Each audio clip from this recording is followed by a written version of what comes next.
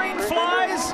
Will it be a Wickens victory this time round? Rossi goes low to defend on Newgarden, but there's no chance. Look at Newgarden going around the outside of 2 cars in one corner. There's the answer. Telling you, fresh tires are king, but now he's got to focus. He's got to focus on the car in front, and he's got to get it done here in the first couple laps. Take advantage. Big run coming off the corner.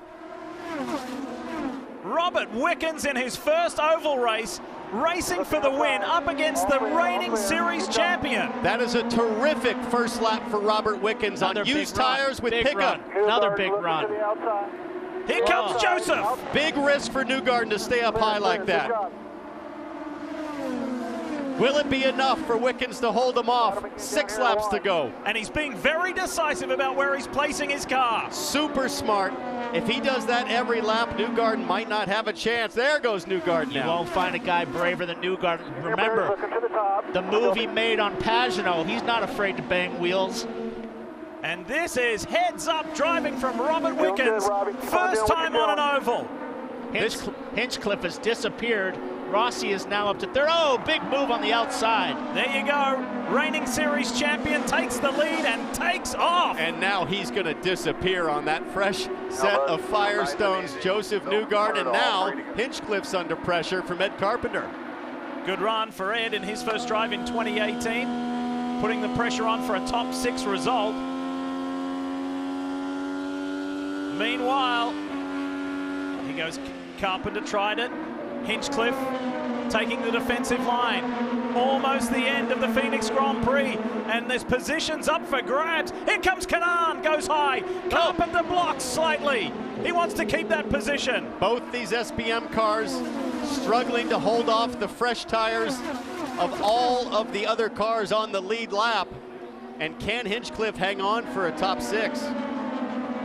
Newgarden has now checked out. He's got a 2-second lead. Wickens only has 0.2 of a second over Rossi. Rossi is all over the back. 1 to go for Joseph Newgarden. He's never been on the podium here, and he's less than a mile away from winning. Scott Dixon now entering the fold. Dixon in 4th, but he's on fresh tires. Rossi trying to get back-to-back podiums. What a night it's been under the lights here in Phoenix. With a late race restart, fresh tires, Joseph Newgarden wins in Phoenix for the first time in his career. Robert Wickens at his first oval race gets on the podium, and so too does Alexander Rossi. Wow, that was close for 6. Who got it? Hinchcliffe over Carpenter by just a nose. And that's why he carries the number 1. Yeah. Right there. Look at that. Joseph Newgarden, Tim Cindric, driving and strategy and execution all come together. But it didn't come easy. It wasn't just the new tire call, it was the Newgarden move. Very bold on the outside going into turn 1 to pull it off. He had the sense of urgency. He knew he needed to get it done early, and he made it happen. Well, and that is back-to-back oval victories for Joseph as well, because the last oval last year was Gateway, and he won with that unbelievable move on Simon Pagenaud. This is the move for the lead and the win on Robert Wickens. And he knows it's a very narrow window to navigate into the groove going into turn 1. He knows the marbles are still up there. Wickens knew from St. Pete, I have to protect the inside, but on an oval, you can get the big momentum run around the outside. It didn't work here. Good point. Let's get to Marty. Let's chat with Tim Cindric. Any question in your mind to come get those new tires there, Tim?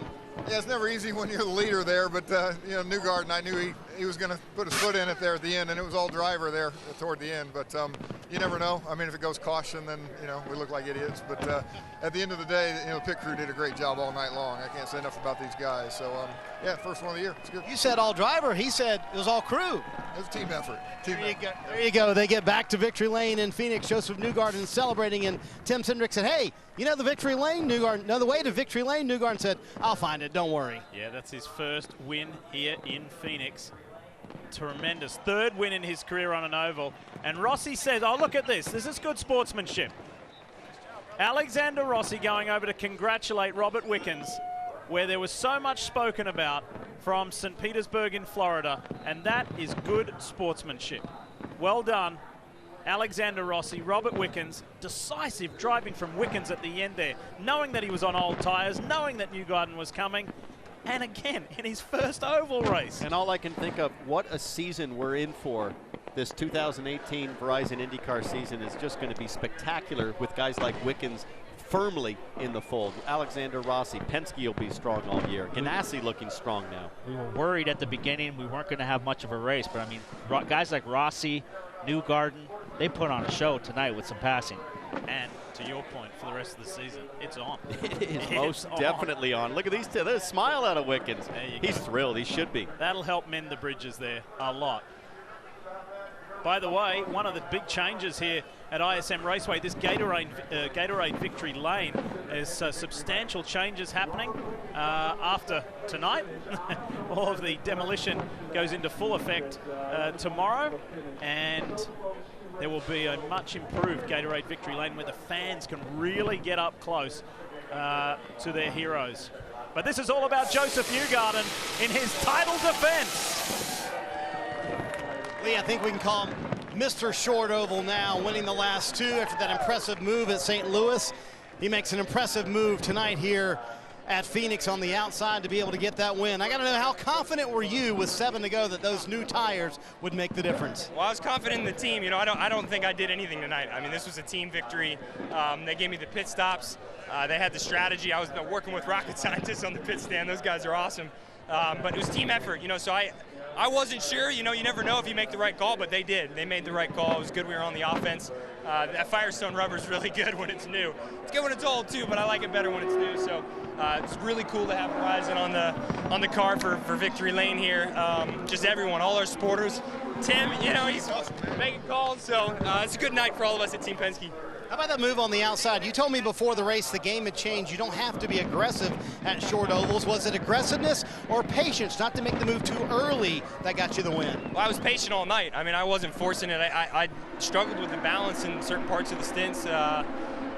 We were just working on the car. The engineers were doing a really good job getting it back, and then I knew when it was time to be aggressive was at the end there, and I just kept trying to understand what Wickens was doing, and I was a little bit nervous about going high there in T1 just because the marbles were building.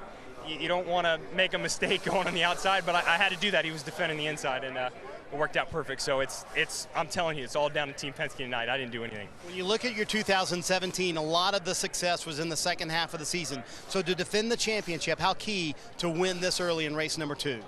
Well, I mean, we got one today. You know, we had a great car. I don't know that I was able to drive it to a victory tonight. I didn't feel like I felt like a podium contender.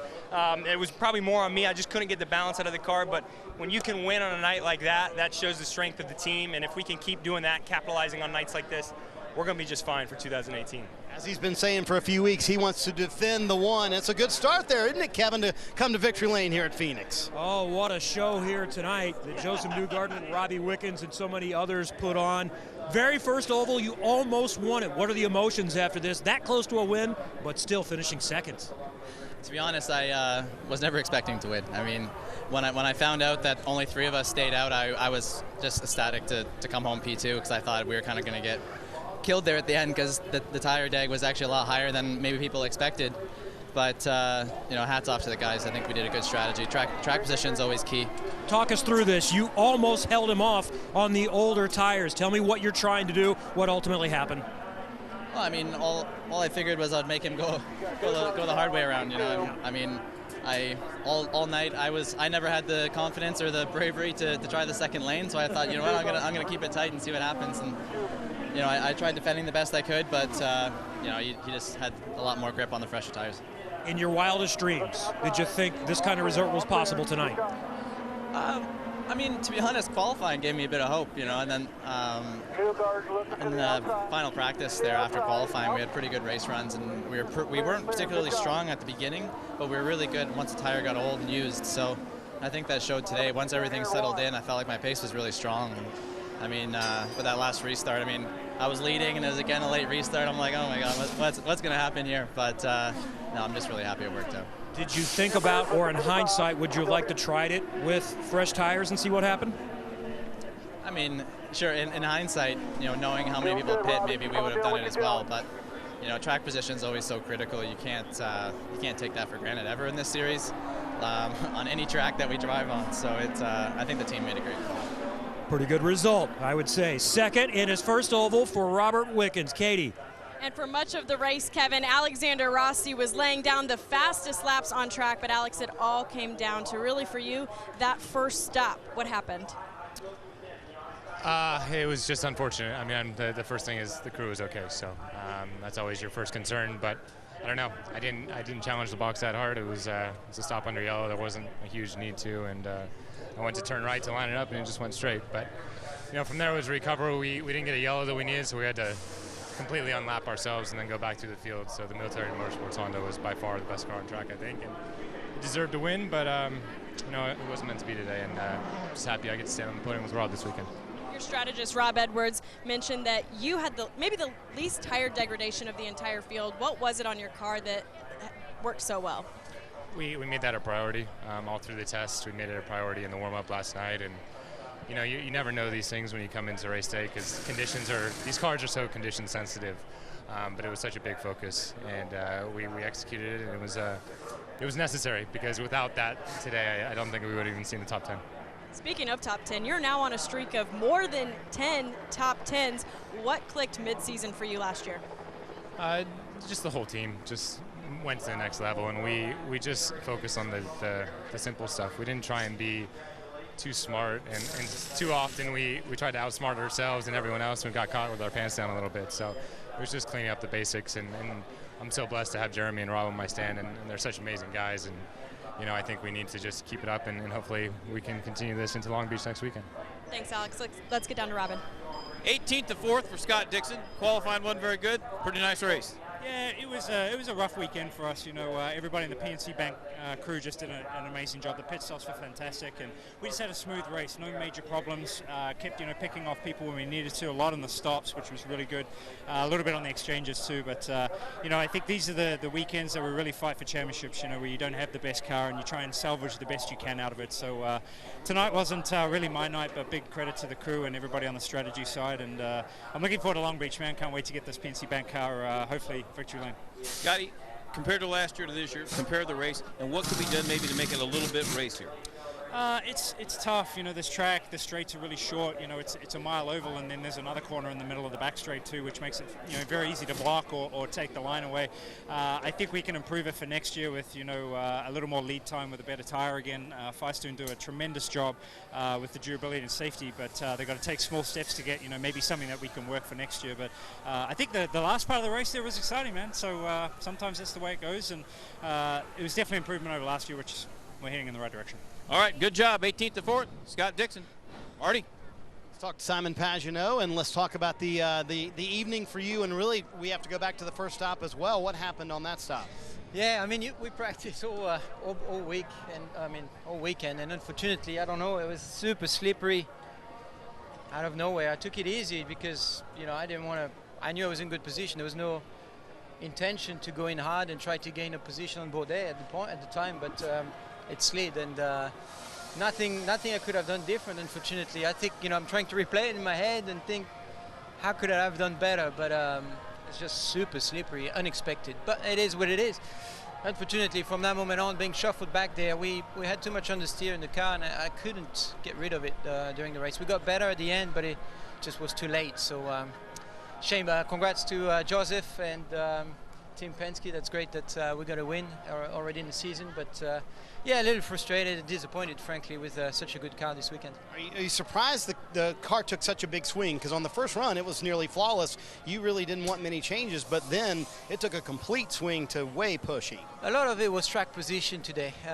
It was one-lane racing. It was really hard. We couldn't run high, so you couldn't really get any clean air on your wings to make grip on the car. So. Sometimes I had 6 cars in front of me and I just couldn't get the balance right on the car, which I think was the case for everybody. We passed a few cars, but it just wasn't enough. I think Rossi was really strong for sure. He could pass, but we're probably second most passed. But track position was everything. We didn't have that. I hate to bring it up, but you may have given your teammate Joseph Newgarden a little luck because you signed every one of his fire suits now, and he won the race. Well, I'm going to sign my own suits then.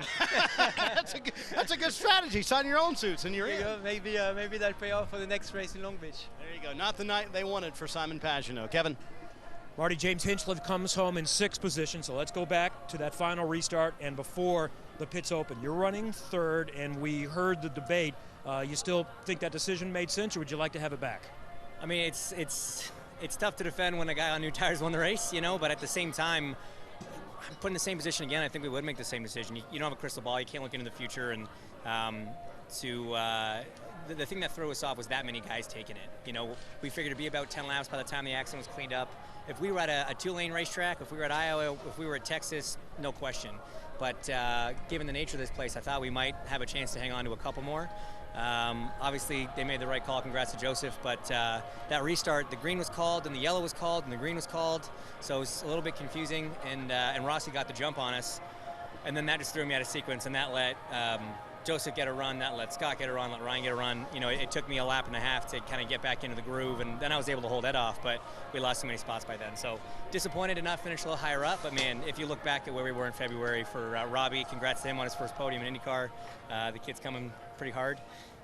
But from where we were in February, I can't thank this team enough for all the hard work to get these cars up there. The pit stops and the aero guys were incredible in the pit stops today. So long day, but man, I think it was a lot better show than we've had here in the past. This car, I think it's an A+ at Phoenix. And when you mentioned February, you're speaking about the test here where you guys were near the bottom of the speed charts. But let's talk big picture now. The team was entirely overhauled. You have a new teammate. Last year did not go the way it wanted. These first 2 races, both cars had a chance to win. Where is your team at right now, and where are they headed? Man, I'm hopefully just up from here. You know, it was a huge change in the offseason, all through every department really. Drivers, engineers, mechanics, commercial, the whole deal.